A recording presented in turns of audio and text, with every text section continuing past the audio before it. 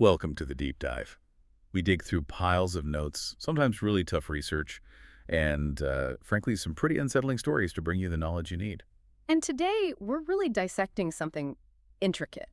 It's what someone clearly very smart and very ruthless thought would be the near perfect crime. Yeah, near perfect. It's a fascinating look at, like, meticulous planning. Exactly. And the motive, the Uh-huh. law itself. But the whole thing kicks off somewhere unexpected. Not a crime scene, not a courtroom, but a busy Soho restaurant, maybe a bit too intimate. Right, and that setting immediately shows you the pressure cooker.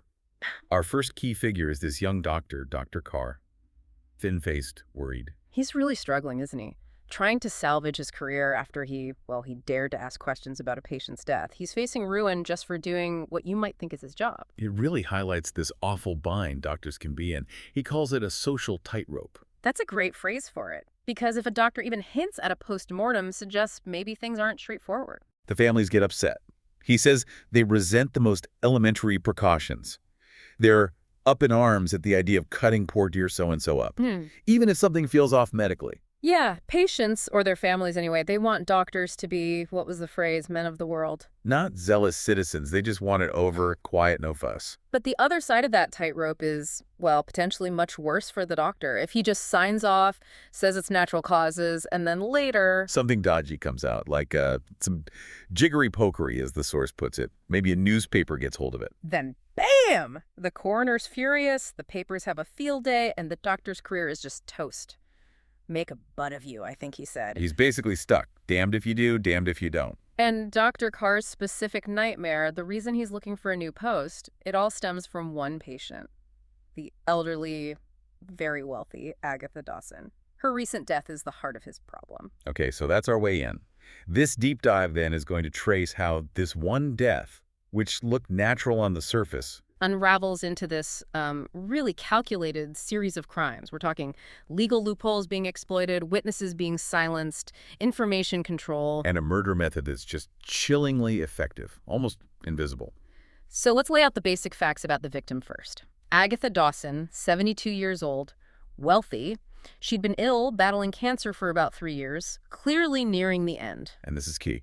The sources stress she had an extreme aversion to making a will. Classic situation, right? Leaves everything up in the air. Absolutely. Makes the estate vulnerable. And who's right there? Her primary caregiver, the person looking after her day to day? And crucially, her niece and next to kin, Mary Whittaker. Exactly. So you've got this mix. Old, ill, rich, and no will. It's kind of the perfect storm for someone looking for a quick, major financial gain. Okay, let's dig into that. Part 1. The first hints of trouble, the seeds of suspicion starting to sprout. Things around Ms. Dawson were already tense even before she died, starting with where she wanted to be. Right. She had a second operation in London. It went well, but she absolutely refused to stay there to recover. She was vigorously opposed, the notes say. Vigorous is the word, insisted on going back home to her house in this quiet country town. Initially just called X, but we later find out it's Leehampton, down in Hampshire. Moving her away from the city, maybe away from prying eyes, easier to control things. That seems to be part of it. A quieter, more isolated setting, less oversight, and then there's the issue with the nursing staff. Yeah, tell us about Nurse Phillitor. Dr. Carr seemed to think the world of her. He did. Called her charming, capable, someone he had absolute dependence on. And not insignificantly, she was actually his fiancée. She'd been caring for Miss Dawson for 5 months, April through September. But then things changed suddenly. Abruptly. Around September, Miss Dawson apparently takes this unaccountable dislike to Nurse Phillitor. Starts thinking the nurse wants to poison her. Poison her? Wow. How did the doctor take that? Dr. Carr kind of dismissed it. He thought it was just, paranoia setting in, something feeble-minded patients do take sometimes. He compared it to how she'd distrusted her lawyer earlier. General suspicion from an old, ill person. So Nurse Phillitor had to go. Naturally, once that trust was broken or perceived to be broken, she couldn't really help the patient anymore. She was dismissed. But hang on, there's a twist here, isn't there? About who planted that poisoning idea. Yes, this is where Mary Whittaker, the niece, starts to look a bit calculating. Nurse Phillitor later revealed something important. What was that? It was Mary Whittaker herself who first mentioned the poisoning idea to Nurse Phillitor, and then in that last week the nurse was there, Mary insisted on feeding her aunt personally. Okay, that changes things. So Mary wasn't just reacting to her aunt's paranoia. It looks more like she was maybe feeding it, or at least using it to get the professional nurse out of the way. Clearing the decks. Seems like it. And it wasn't just the nurse. Mary Whittaker, who, remember, was a trained nurse herself from the Royal Free Hospital, quite intelligent. She was also very particular about the two maids. Bertha and Evelyn go to bed. Why focus on the maids? What threat did they pose? They saw things. They knew the daily routine. They might have overheard conversations, seen documents. They were potential witnesses. This is what happened to them. They were eventually let go, dismissed. But the way it happened was odd. Mary gave them what seemed like a generous present of money. A payoff. It looks like it. And she strongly encouraged them to move to London, find better situations. It felt less like kindness and more like making sure they were gone, out of Leahampton, out of the way. Getting rid of anyone who might know too much. Right. Even the doctor noticed something wasn't quite right. He mentioned that Mary seemed to be preparing the way for the death. How? By telling him her aunt was much sicker, much weaker than she actually appeared to be, painting a picture of imminent decline. Wow. So careful stage management. But there was that one incident, wasn't there? Before Nurse Felicia left. The near-murder incident. Yes, that's deeply unsettling. About 2 weeks before the nurse was dismissed, Miss Dawson had this sudden, violent, hysterical attack. What happened? She started screaming that they were trying to kill her before her time. And this happened when? Was there a trigger? Immediately after Mary Whittaker brought in some papers for her to sign, the sources suggest they were leases or something similar. Legal documents, anyway. Yeah, that's huge. So maybe Miss Dawson's paranoia wasn't paranoia at all. It sounds like that might have been the moment of realization for her, doesn't it? The moment she understood what Mary was up to. If she's screaming about being killed while being asked to sign papers, that sounds like she felt pressured, manipulated. Maybe she finally saw the niece wasn't helping her, but rushing things. Exactly. And when you connect that outburst, that moment of terror, to the bigger picture, the motive becomes crystal clear. And it's all about timing. The timing. Yeah. Right, because of that new law. Precisely. The New Property Act. This is where the plot gets, well, almost elegant in its hold calculation. Okay, walk us through this slowly. We know as Dawson is rich, no will. Why did she have to die before January 1st, 1926? What was the big deal about that date? It boils down to how inheritance worked then versus how it was about to work. If Miss Dawson died intestate without a will before January 1st, 1926. Then Mary gets everything, as the closest relative. Yes. Under the old law, as the sole next of kin, Mary Whittaker would inherit the lot. Automatically, clean, simple. But if she lived past New Year's Day, 1926... Then the New Property Act kicks in, and that act changed the rules about who could potentially make a claim on an estate, especially when it came to distant relatives or illegitimate lines claiming to be descendants or issue. So the new law made things more complicated. Much more complicated for Mary. We find out later that a London solicitor, Mr. Trigg, confirmed Mary consulted him months before the death. She was intensely anxious about this act. Why? What was the specific danger Trigg mentioned? He said the new act created a very real danger of your wife's losing her inheritance. The definition of issue became broader, potentially allowing other, more distant relatives to step forward and challenge Mary's claim to the entire fortune. Ah, so it wasn't just about getting the money. It was about getting all of it, without a fight. Exactly. Facing years tied up in court, potentially splitting the inheritance. That wasn't the plan. Mary needed her aunt dead, yes, but specifically dead before that legal deadline. The motive wasn't just greed. It was greed on a timetable set by Parliament itself. That's chillingly specific. It really is. Which brings us to part 2. The motive's clear, the stage is set, now the investigation begins. But not with the police initially. No, this is where Lord Peter Wimsey steps in, the famous amateur sleuth. And he has this whole philosophy about why murderers get away with it, his theory of the successful criminal. What's his take? He thinks the really successful ones, the ones who are never caught, they pick victims who are already, vulnerable, old, sick, near death anyway. Makes sense. No. Less likely to raise eyebrows. And they use a sensible method, something that looks like natural causes or maybe an accident. Nothing flashy, nothing dramatic. Keep it low-key. Exactly. And crucially, he says, happy murderers, like happy wives, keep quiet tongues. They don't boast, they don't repeat the same trick too often, they just blend back into society. So Wimsey immediately suspects Miss Dawson's death wasn't natural, despite the certificate. He dismisses the natural death idea almost immediately. He assumes it was planned, deliberate, a quiet killer at work. And to catch this quiet killer, he brings in someone unexpected. Miss Climpson. Alexandra Catherine Climpson, yes. Wimsey describes her as a superfluous woman. It sounds harsh, but he means she represents this huge pool of untapped talent and energy among middle-aged, intelligent women of that era who didn't have many outlets. So he weaponizes gossip, basically. Pretty much. He sees her magnificent gossip powers and her units of inquisitiveness as the perfect tools for digging around without anyone noticing. She's not a cop, she's not official, she's a social chameleon. How does she operate?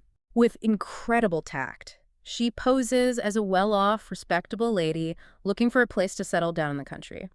Wimsey sets her up with a very generous expense account, about £800 a year, which was serious money then. Enough to make her look convincingly affluent. Absolutely. It builds trust, opens doors. She's his ears and tongue, able to get into places and conversations the police couldn't dream of. And she gets results quickly, right? In Leehampton. Straight away, she connects the dots, the Dr. Carr scandal everyone's whispering about, the Agatha Dawson certificate, and confirms Leehampton is the town. And then she makes a smart move. What's that? She doesn't just rent any old place. She gets rooms right next door to the Grove, Miss Dawson's former house. Perfect position. To listen in, gather the local buzz. Exactly. And what she hears is revealing the general consensus in Leehampton. Dr. Carr was shocking for even suggesting a postmortem.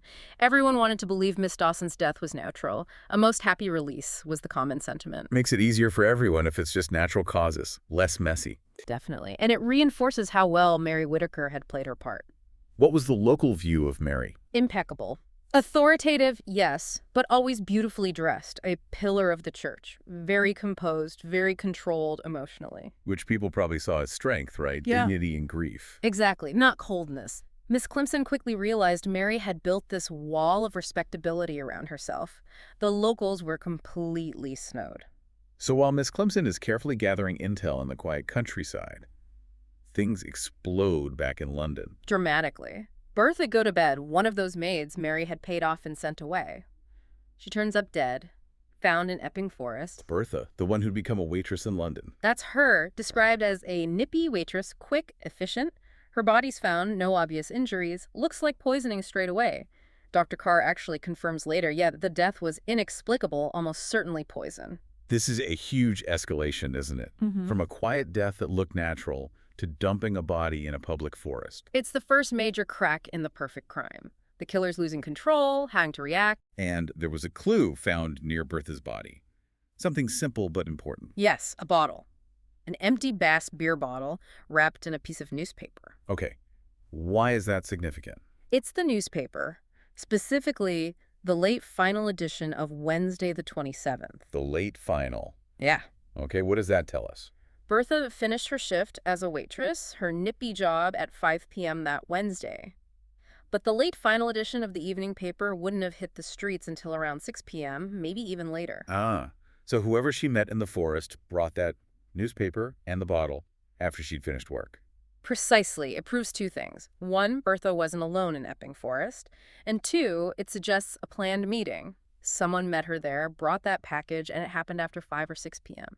The killer was definitely active in London that evening. Okay, so the police have a timeline, a location. What about tracking the killer? They get a lead from something found in Bertha's handbag. A £5 note. A £5 note. That was a lot of money then. It was. They trace it back eventually to a Mrs. Forrest living in South Audley Street. She claims she lost 3 similar notes while gambling. Gambling. Does that sound plausible? Wimsey and Inspector Parker go to see her, and her reaction, it's not what you'd expect from someone discussing lost money. How does she react? With intense distress, almost vicious fury when they press her. It's completely out of proportion. Immediately, alarm bells start ringing. This isn't just about gambling losses. Could she be an accomplice? Or something more? That's the suspicion. And it gets stronger when Wimsey finds something outside her flat window. A small piece of discarded cotton wool. Cotton wool. Why is that significant? Because it smells faintly of chloroform. Chloroform. Okay, that connects directly to how Bertha might have been subdued, and maybe how other things happened later. Exactly. It links Mrs. Forrest's flat to a method involving drugging. And Mrs. Forrest herself quickly confirms she's not just some unlucky gambler. Well, first, they discover she's also known as Miss Grant to at least one solicitor, using an alias. And then she actually tries to set Wimsey up, tries to lure him into a compromising situation, basically a blackmail trap, to derail his investigation. Wow, so she's definitely involved, definitely manipulative, and possibly dangerous. Yeah. This Mrs. Forrest is a key player. Or perhaps the key player. Which leads us into part 3, where the motives get even deeper and the attempts to cover tracks become more desperate. Right, because it wasn't just about the Property Act anymore, was it? Miss Climpson uncovered something else back in Leahampton. Yes, while Wimsey's dealing with Mrs. Forrest Miss Grant in London, Miss Climpson, with her amazing gossip network, finds a secondary motive. It involves another relative of Miss Dawson's. Who is this? A cousin, the Reverend Hallelujah Dawson. Hallelujah Dawson, quite a name. Apparently so. He claimed descent from an ancestor called Wicked Simon, who'd legged it from England back in 1810. Now, we need to be careful here, because the language used in the source material to describe him, reflecting the prejudices of the time, it's extremely offensive. How is he described? Miss Climpson heard the local housekeeper refer to him using vile, racist language, calling him a nasty, dirty nigger. It's important we acknowledge that language was used in the source, even as we condemn it. Absolutely. So, despite this appalling reception from some, what was his actual connection to Miss Dawson? Was he just some distant chancer? No, not at all. He was apparently the illegitimate grandson of this Wicked Simon, but crucially, Miss Dawson herself had acknowledged him. She recognized the connection. Had she helped him financially? Yes, she'd granted him an allowance, £100 a year, paid until she died. Okay, so he wasn't just a legal threat under the new act. He was someone Miss Dawson felt a responsibility towards. Exactly. This adds another layer to Mary Whittaker's motive. It wasn't just about securing the inheritance against potential legal challenges from the act. It was also about getting rid of this moral claimant. Someone who might have persuaded Miss Dawson to actually make a will that maybe didn't leave everything to Mary. Precisely. Reverend Hallelujah represented a threat to Mary's desire for the entire fortune, uncontested. His connection gave him influence. Mary wanted total control, no loose ends, no other beneficiaries. And Mary even tried to frame him later, didn't she? When he tried to cash a check. Yes, classic misdirection. After Miss Dawson's death, he presents a large check, and Mary immediately tries to paint him as suspicious, maybe even involved in the death, trying to shift the blame. But her plan starts to unravel, thanks to the other maid. Evelyn Cropper, Bertha's sister. She arrives from Canada, devastated by Bertha's murder, and she holds the key.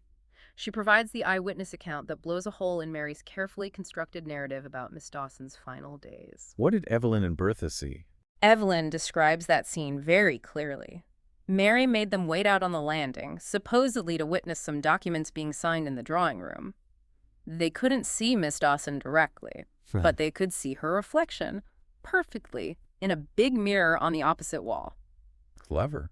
So what did the reflection show? It showed Miss Dawson signing paper after paper. Mary kept putting documents in front of her, sometimes one on top of another, insisting they were all the same. It looked like Mary was rushing her, trying to get multiple signatures quickly, perhaps hoping she wouldn't notice if a will or something else was slipped in. And then Miss Dawson reacted. Yes. Suddenly, the screaming started again. Evelyn heard her shout, "I won't have it! I'm not dying yet! You want to frighten me into my grave before my time?" Explicitly accusing Mary of trying to rush her death. And she noted when this happened. Yes, Evelyn was clear. Nurse Falier wasn't there at that moment. It happened when Mary was alone with her aunt, and the maids were listening outside. And that's when Evelyn realized why they were paid off and sent to London. Exactly, she understood. They hadn't just been dismissed. They'd been silenced. They had heard Miss Dawson accuse Mary directly. They knew too much. Which gives Mary a rock-solid motive for wanting Bertha dead. Bertha could expose the whole lie about Miss Dawson dying peacefully and willingly. Absolutely. Bertha had to be silenced permanently. And this desperation, this need to eliminate witnesses and control the narrative, is shown again with her friend Vera Findlater. Vera Findlater. She was the alibi, right? She was meant to be. Mary arranged for Vera to provide a supposedly cast-iron alibi, claiming they were together in Kent at the exact time Bertha Gotobed was being murdered in Epping Forest. A convenient friend. Very convenient. And this brings us back to Mr. Trigg, the solicitor Mary had consulted about the Property Act. His story adds another piece, showing Mary's methods. Right. He mentioned an attempt to track him. A really chilling incident. Mary, probably using her Miss Grant alias, called him out late one foggy night to Hampstead. The story was she needed a will drawn up urgently for a sick relative. Sounds suspicious already. Very. When Trigg got there, the sick relative was heavily bandaged, couldn't speak clearly, just a low, weak voice. He was offered a brandy. Let me guess, the brandy wasn't just brandy. He took a sip, luckily not much, but soon felt drowsy. He realized it had been drugged with veronal. Veronal, a sleeping draft, Veronal. a barbiturate. Yes, powerful stuff, fast acting.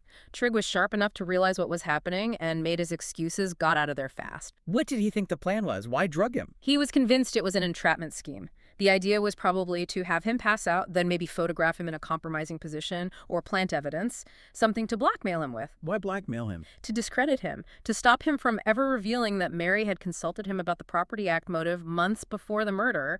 It showed her pattern. Use drugs, use aliases, create elaborate setups to neutralize threats. That failed attempt on Trigg is crucial then.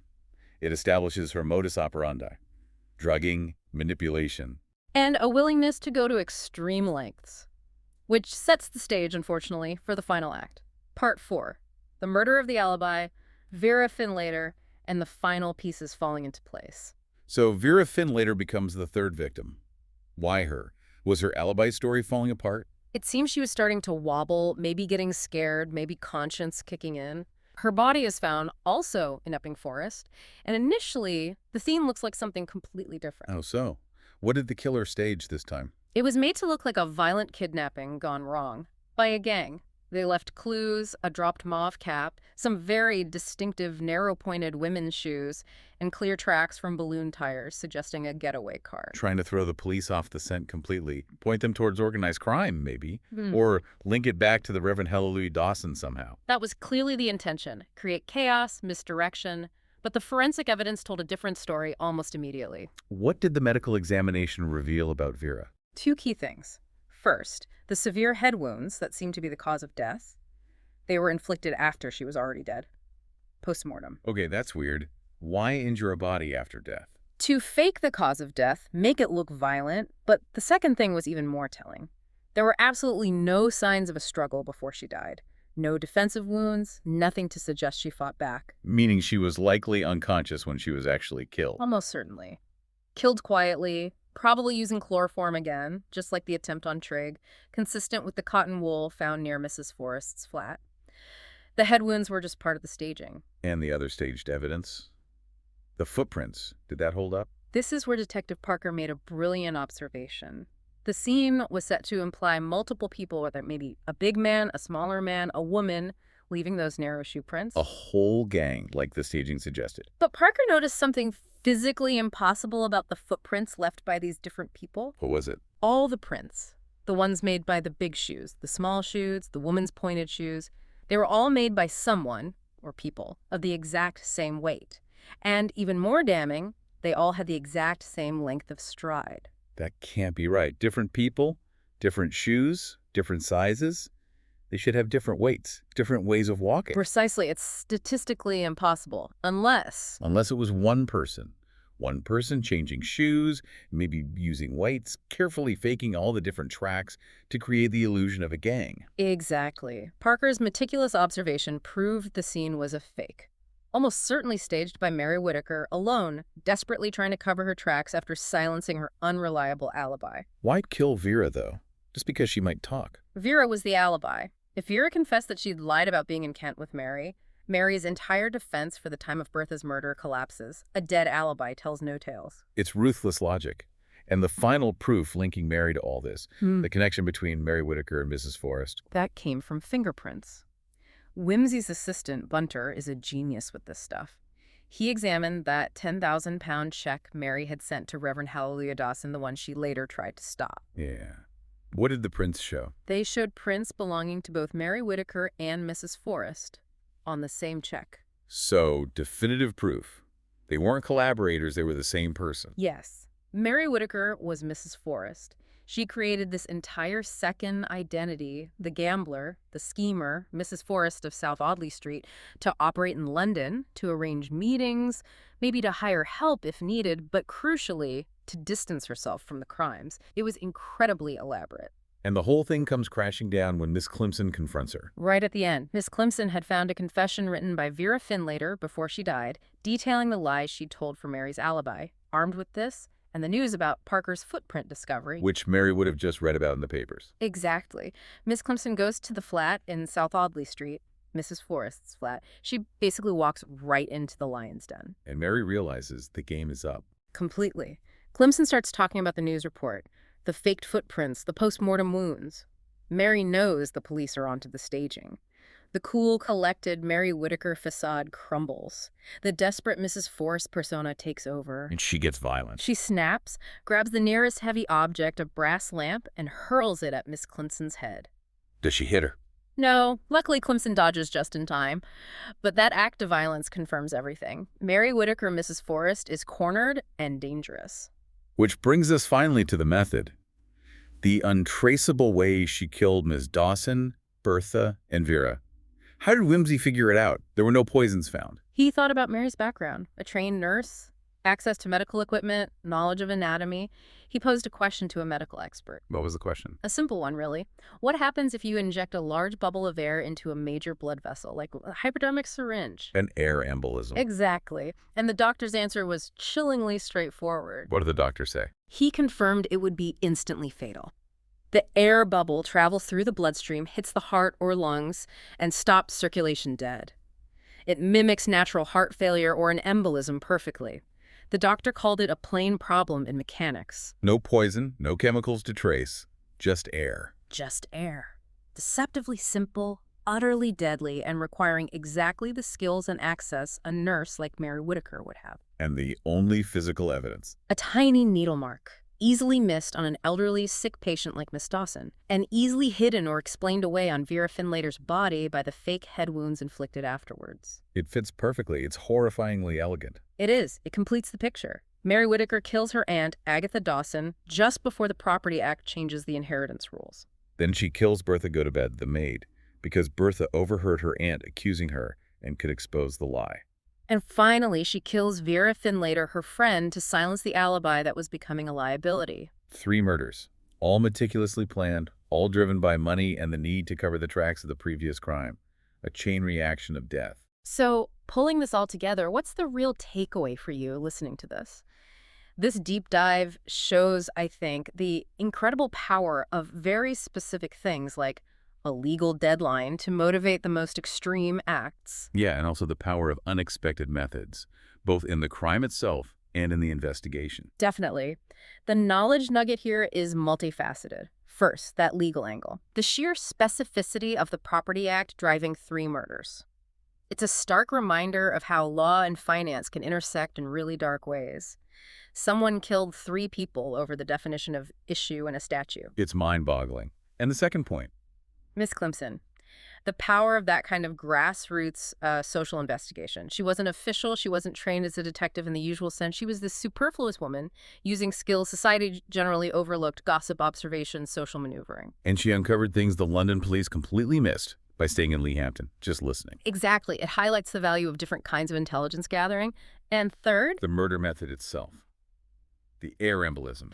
yeah, it's terrifying effectiveness. It didn't need rare poisons or elaborate devices, just medical knowledge, access to a simple syringe, and the nerve to use it.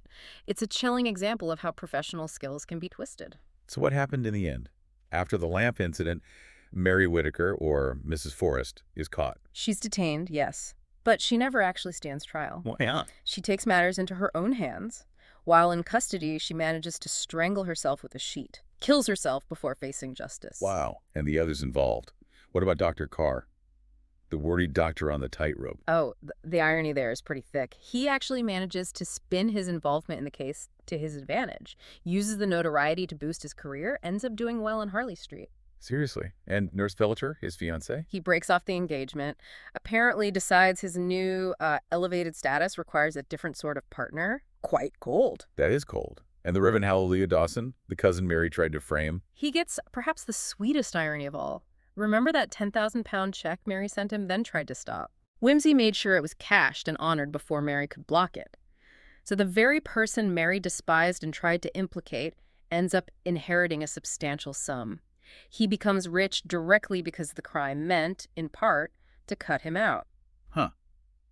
That's quite the turnaround. It really is. Knowledge, as they say, is power.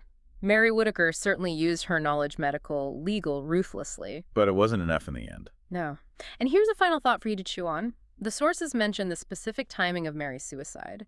She strangled herself during a solar eclipse. During an eclipse, why then? Was it just coincidence? The desperate act of someone cornered? Or was it something more? Was it the final theatrical gesture of a narcissist? Someone who saw herself as above ordinary laws, choosing a moment of cosmic drama for her own self-inflicted end, her final performance. Hard to say for sure. Something to ponder.